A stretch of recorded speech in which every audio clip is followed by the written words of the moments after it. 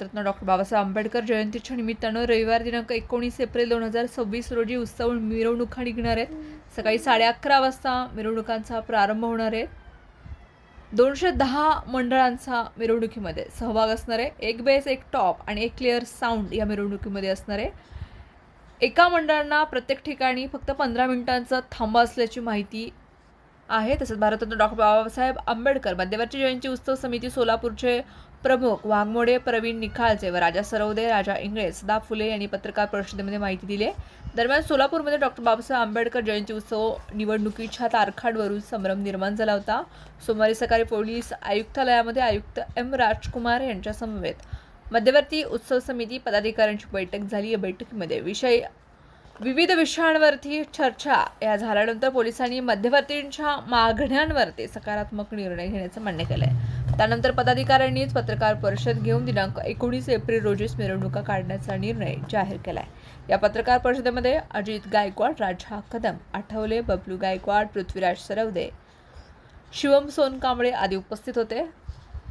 समिती सोलापूरच्या वतीने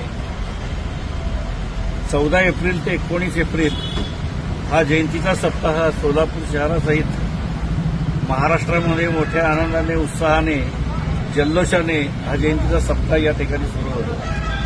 डॉक्टर बाबासाहेब आंबेडकरांची जयंती ही सोलापूरसहित महाराष्ट्र असेल, देश पातळीवर असेल, राज्य पातळीवर असेल, जगाच्या पाठीवर सुद्धा डॉक्टर बाबासाहेब आंबेडकरांची जयंती मोठ्या आनंदाने आणि उत्साहाने साजरी केली जाते.